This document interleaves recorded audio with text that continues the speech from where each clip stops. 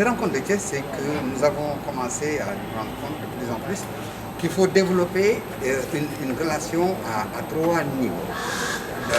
La diaspora, les associations locales et les communautés. Donc, à partir de là, nous avons initié un processus visant à lancer un appel d'offres et à sélectionner des projets. Et nous en avons identifié 4. Et au cours de l'identification, nous nous sommes rendus compte que les associations avaient des besoins en formation de gestion de projet. Ça coûte cher, ils n'en ont pas l'accessibilité. Et là, nous avons décidé d'offrir cette formation comme contribution au renforcement de capacité des associations locales et de la diaspora. Parce que vous avez vu qu'à distance, il y avait des personnes qui sont en Italie, en Espagne, en Côte d'Ivoire et au Mali. Mais en même temps, nous avons des collègues du Mali qui font partie du projet, parce que c'est un projet sud-sud, Sénégal, Mali, Côte d'Ivoire et Maroc, qui suivent le projet.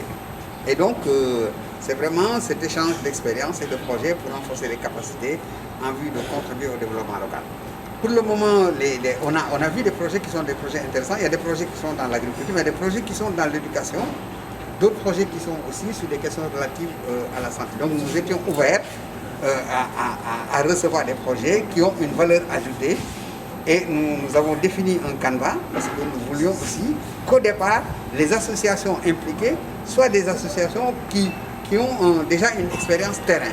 Et donc, en ayant cette expérience terrain, nous allons accompagner le processus et là, probablement que nous aurons un forum de Dakar pour partager toutes ces expériences-là. Au début, on avait pensé exclusivement au milieu rural, mais on a ouvert et vous avez vu que les projets qui ont été sélectionnés sont à Goudiri, à Tambacounda, donc Tambacounda, à Kolda, à Saint-Louis. Et donc, ça a été une sélection très rigoureuse avec les collègues d'Adept qui sont basés à Bruxelles et nous-mêmes ici, avec des collègues ici. Et donc, nous avons pu procéder à cette sélection. Je pense que ça permet aujourd'hui à des associations de bénéficier de subventions financières, mais aussi d'accompagnement technique, parce que très souvent, c'est ça qui leur pose défaut. Souvent, on fait des demandes de financement, alors qu'on ne pense pas à la question de l'accompagnement technique. Donc, vraiment, c'est vraiment une question que nous essayons de résoudre dans ce sens.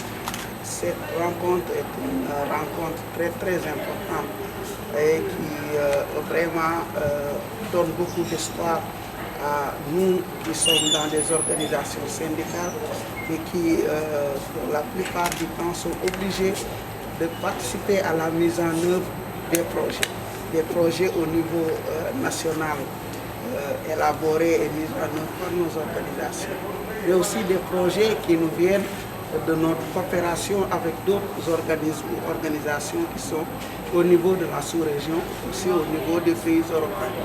Donc, dans ce domaine-là, souvent, nous manquons de compétences, de capacités pour pouvoir suivre comme il faut la mise en œuvre, pouvoir évaluer ou bien rectifier ou redresser quand il le faut. Et cette opportunité aujourd'hui qui nous est offerte par ADEPT et Diadem vraiment vient à son heure. Pendant ces 4 jours, chronogramme qu'on a tout à l'heure partagé dans la salle, nous permet de vraiment se familiariser d'abord avec les concepts, mais aussi les étapes de la mise en œuvre des projets. Et c'est des choses très importantes. Parce qu'actuellement, dans le domaine surtout de la migration, beaucoup de programmes et de projets sont mis en œuvre au niveau du Sénégal. Ils sont connus ou non connus par les populations, mais qui sont en train de dérouler au niveau de nos pays. Et nous avons l'obligation de s'intéresser à cela. Non pas s'intéresser comme ça, mais de donner nos avis et de pouvoir suivre les processus et pouvoir, en cas de besoin aussi, intégrer certains processus.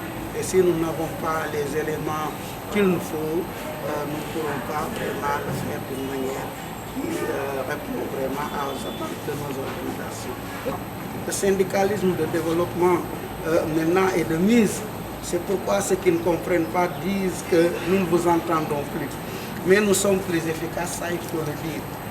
Parce qu'on a beau revendiquer, on a beau se battre, on termine toujours autour d'une table pour négocier. Maintenant, si on peut anticiper aux questions qui vont nous diviser, tant mieux. Donc c'est depuis les politiques, depuis les programmes, depuis en fait même l'idée que nous participons, que nous donnons nos avis, que nous attirons l'attention pour qu'il n'y ait pas au finish de différends au niveau social. Donc c'est pourquoi on est obligé de s'intéresser aux questions de l'heure, aux questions qui gouvernent actuellement le monde. Et que ce soit dans la migration, que ce soit aussi dans d'autres domaines, les syndicats sont en train de beaucoup travailler. Même si malheureusement le côté revendicatif cache un peu les missions des syndicats, mais sachez qu'il y a 5 missions et la mission revendicative est souvent la moins importante et malheureusement la plus